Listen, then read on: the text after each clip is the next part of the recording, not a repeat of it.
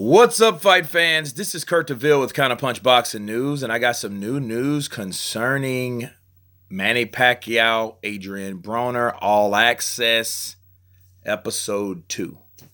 You know, this Episode 2 was good. It was just like the first one, actually. I don't know what's better. I think the first one was a little better because it was the beginning or whatnot.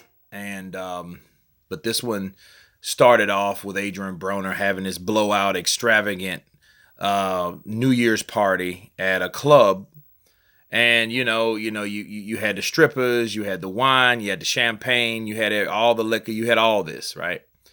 Of course, you had AB styling and profiling, with his hat on, glasses, you know what I'm saying, and he's like, hey, I'm not drinking. So I think he tried to make emphasis before he would get attacked by being around those type of elements when it came to training. But he was having a good time. This is AB, so AB's going to be him 24/7, or as long as there's a camera near or whatever, But, it went from that, him having a good time or whatever, enjoying the 2019 year coming in. Then it switched over to Manny Pacquiao. He was just coming into Los Angeles, and the amount of vehicles that he needed for his family and his entourage, it's sick, man. It's a whole event. They put a lot of money into transporting that many people and feeding that many people for this X amount of time. Manny Pacquiao always has a huge amount of people around him. And in the video, he said that he was actually kind of lonely. So I think that's his way of keeping people always around him so he wouldn't feel that way. It's lonely at the top. A lot of times you're in charge of a lot of things and a lot of people look up to you and it's hard. You know what I mean? So I could see how he could feel that way. He went to his LA home, he spent time with his family. Of course, then it was time to train. Now we go back to AB. Adrian Broner, doing track and field, but before that, he had a short stint at his home with his family. Okay. Contrast the party life, popping bottles. Now he's changing diapers because, he has little ones up to, adolescents down to, little kids and stuff like that. And, it showed another side of Adrian Broner that, he does love his children. He does spoil his children because his whole objective is to get them whatever they want. You know what I mean? So he needs to go out there and get it. So, his fiance is pretty much the caregiver of the house. I didn't see any maids or nothing like that. Not saying he didn't have any, but I think she just, runs herself ragged. You know what I mean? Being the fiance of Adrian Broner with the children that they have, okay? And she's just like, hey, well, I have to tell myself it's all the plan. It's that's what we need to do to get what we, where we need to be and stuff like that. So you could tell she was kind of stressed out a little bit. That's if I had to read into it from the interview.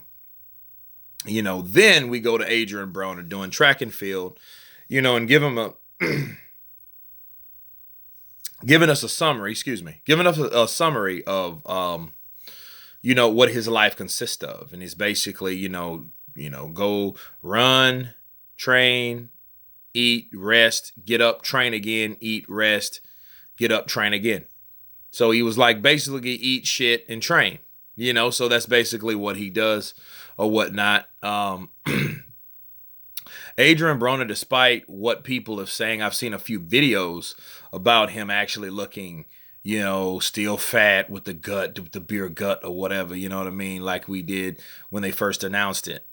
We saw that, but he looks in shape now. He looks like he's definitely shredded that gut, you could tell he's training hard, and it looks like it's going to be a good fight for the most part.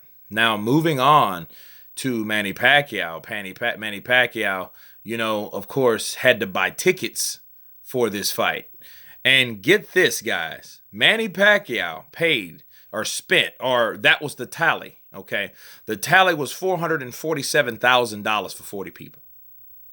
And while they're discussing, they were trying to get this damn list down. You know what I mean? Instead of 40,000, it cost you 400 plus thousand. They really wanted something more like, how about 25 to 20 people? Because they were looking at the list to see, I don't even know that person, but he's on the VIP list. How did he get on there? So, they were trying to get him off, but then for some reason he wasn't off or whatnot. And you could tell, Manny was like, you know what I mean? He was stressed out. Like, it's stressful spending money, man. You know what I'm saying? Money is one of those things where, yeah, you make it, but sometimes it takes stuff out of you to spend it. And so I can feel his pain on that. So, it's expensive, especially, again, being responsible for that many people. Okay. Then they have him, going to a sushi restaurant, eating with the family, more family oriented things, going to church, and, him praising God. And he's doing the family traditional thing, again, most Filipinos, a lot of them, have a close-knit family. A lot of them. I didn't say all of them, okay? Because I know some that don't. However, it just showed him having a good time. Then comes Adrian Broner. He goes to Rick Ross's house. Rick Ross actually, I feel, is, cheering on Adrian Broner, but he's also putting a lot of pressure on him. Rick Ross is, from the 305 Dade County. He is known to be a Mongol in the rap industry, as we know Rick Ross. So him saying, hey, he's doing this for the hood, HOOD, right? And I think that puts more pressure on him, especially more promises that you make to people. You make it to yourself, first of all, then you make it to your family, then you venture out and make other promises for other people, so I feel that does, so he was pretty much, making a vow to beat Manny Pacquiao, okay, to Rick Ross and them. So that was an extra incentive, being at his house, being invited into his home, saying these things. Of course,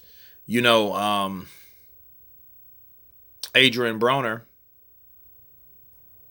went back to West Palm because he was in Miami at the time, playing cards, poker with his friends, with his family, gambling, that's Adrian Broner, you know what I mean? Gambling hundreds, and he just won that pile, Then we go back to Manny Pacquiao, and something Manny Pacquiao said was very important because they were interviewing Jinky. Now, Jinky was like, hey, maybe one more fight, maybe next year if he wins, and that's it, I hope.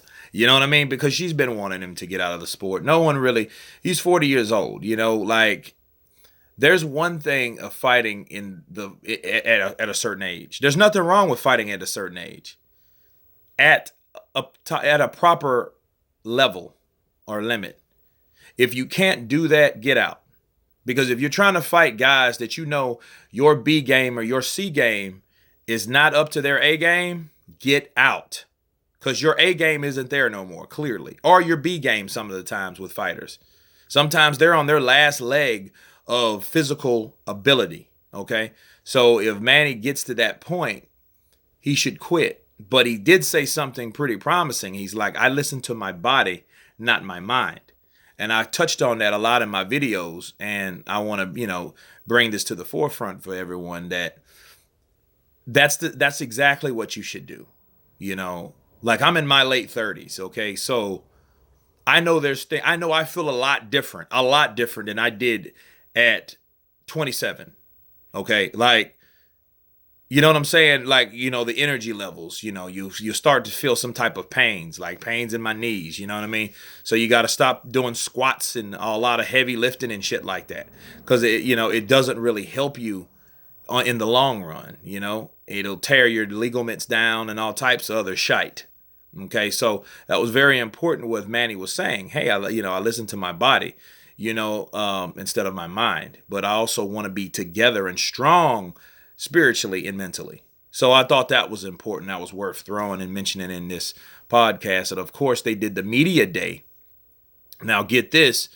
Adrian Broner was supposed to be at the wild card gym, and he decided, no, I'm not going to the wild card gym. I'm going to the other gym 12 miles away. You know, they're not going to see my secrets or whatever, so they can get a one-up on me, which was pretty smart. I saw nothing wrong with that because, you know, you don't want to go into someone's territory because you know there's going to be someone there that's spying. Okay? You know, they're seeing, what are they working on? What aren't they working on? You know what I'm saying? What are they focusing on? What were they doing in the gym? You know, because a lot of the times those media workouts are pretty much the tip of the iceberg on what they were already working on. Not all of it, but a lot of things you don't really have to do and prepare for certain fighters. So if they get the gist of what they were working on, okay, yeah, they pretty much know, okay, this is what they're going to do. So let's counteract that, right? So a lot of people I know, of course, you got to make proper adjustments in the ring, but still, you know someone's game plan and you know what they're going to do. You got the one up on them. So I'm glad that Adrian Broner did that. And he, you know, and then plus he was somewhere that he can be himself. You know, he had people that only supported him around him, you know what I mean, along with the media. So that was cool. It was good. It was good to see him do that, you know, and to Manny, which was at Wild Card Gym, you know, Freddie Roach touched on something that I've mentioned and covered in videos about them separating and, you know, of how Manny got pissed because Freddie Roach didn't like the idea of him being a senator and a boxer at the same time. You know what I mean? And, you know, and in a lot of things, I feel that, you know, when Freddie's mom passed, I think that was, you know, Manny had a duty, you know, him being himself, to contact him.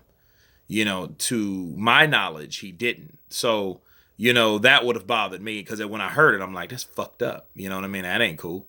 But nonetheless, they did a fight without Freddie, but now Freddie's back. So time will heal all things, right? That's what they said. I'm glad he's back. It's good to see them back. It's like the Rocky and Mickey relationship, 15 years. You know what I mean? And why not end it? You know? And I honestly think Boo Boy needed someone that worked on strategy. He's a best friend getting paid like a head trainer because he's a long-time friend. But I don't think that he was qualified to do that anyway. So, you know, when Boo Boy needs assistance, it's going to be like it always been, okay? They're all there to help Manny. So that's exactly what they're going to do, and they're going to use their expertise to do so. So it looks good. The only thing I would question about that was they let the camera go in there to see what, you know, Adrian Broner's doing. You know, he's a counterpuncher, so he's going to do this and lean to this side. I'm like, that's stuff you don't supposed to say on camera. So I was like, damn, let me counterpunch that because I'm like, dude, I wouldn't do that. You know, I'm like, dude, camera, get out of here. You know what I mean? Get out of here. You know what I mean? I wouldn't do that, but you know, and, you know, Manny was like, well, whatever he is, I'm prepared for. I'm ready for. You know, and I will say this and end with Adrian Broner. Adrian Broner was like, well, I don't have too much to talk to him about because he don't speak good English no way. Classic Adrian. Payaso. You know what I mean? And I don't know if he did that to piss him off or whatever, but I don't think that'll work with Manny. Manny ain't one of them dudes. You know what I mean? But yeah, he said that, which I don't believe. I think Manny speaks better English than someone like Golovkin or Lomachenko. You know what I'm saying? He's been here a minute, mind you. Sure, he has an accent, but that doesn't mean he can't speak. So, you know, but yeah, that's pretty much me wrapping it up and giving you guys a synopsis of what happened, a breakdown rather, of what happened in this episode 2 of All Access. Of course, guys, the fight is January 19th. I will cover it. I will be out of town at that time, but I will be watching it. I will be streaming it. And you guys look forward to seeing the recap of that, along with the epilogue that's coming the week after that. But you guys tell me what you think about this All Access recap. Of course, when it drops on Showtime, I will send the link below for the full episode. I know a lot of people were pissed off. I guess they thought this was All Access, the show. But anyway, This is the recap to the show. So enjoy this and enjoy the show also. And you guys, of course, please subscribe. Thanks for watching. And you guys been counterpunched. Peace.